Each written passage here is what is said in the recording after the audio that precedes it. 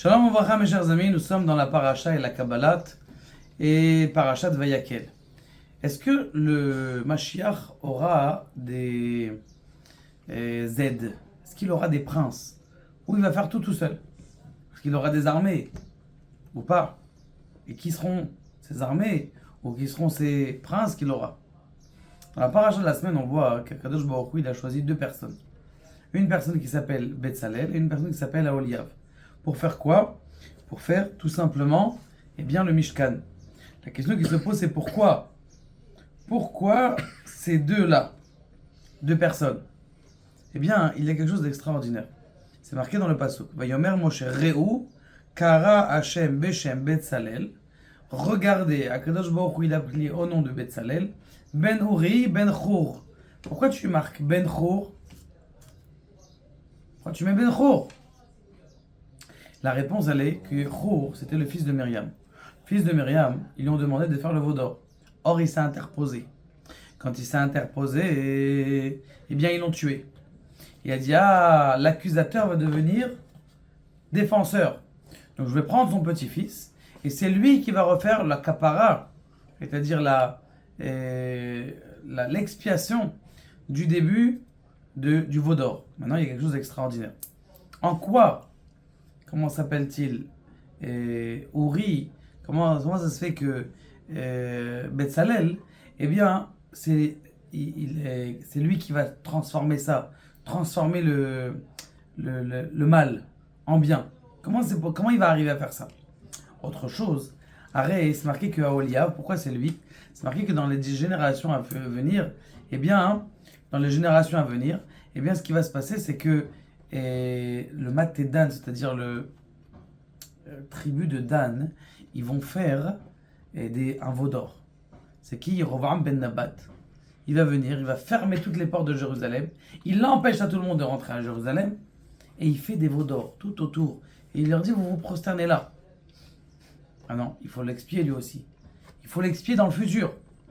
Comment tu peux expier dans le futur? Il n'a même pas fait la Vera. Tu dis, je vais t'expier de ce que tu vas faire dans le futur.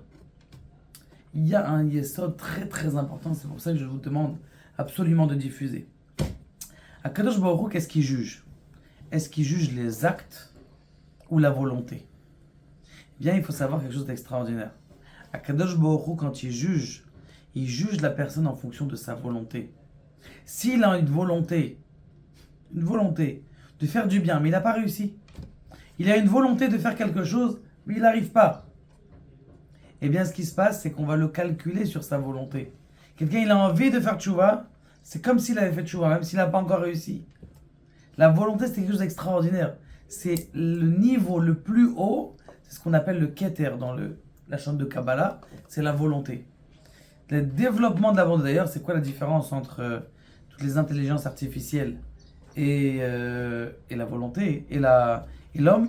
C'est la volonté.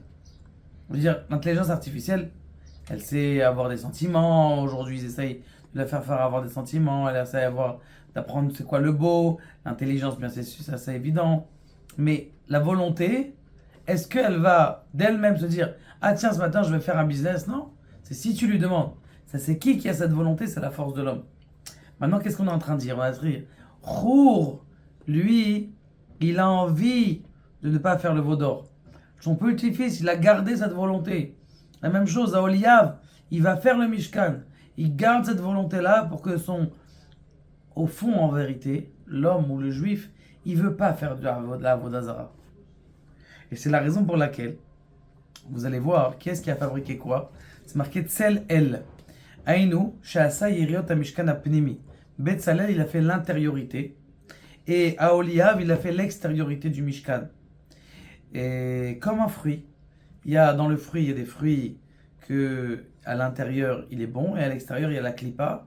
Eh bien, c'est très important aussi cette clipa parce que ça protège le fruit.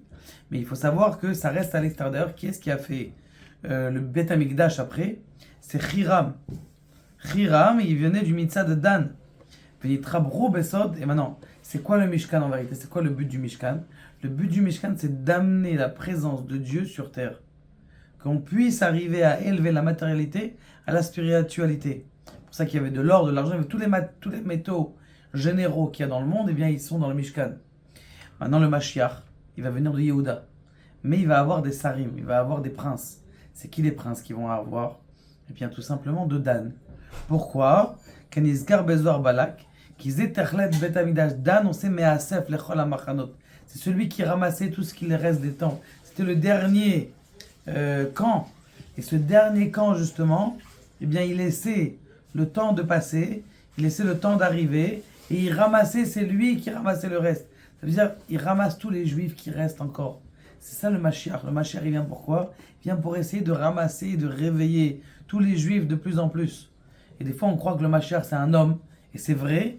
On avait vu plusieurs fois dans le Zohar HaKadosh que le Mashiach, eh bien, il y a plusieurs parties qui viennent. Il y a, au début, c'est un raisonnement, une sensation, une prise de conscience.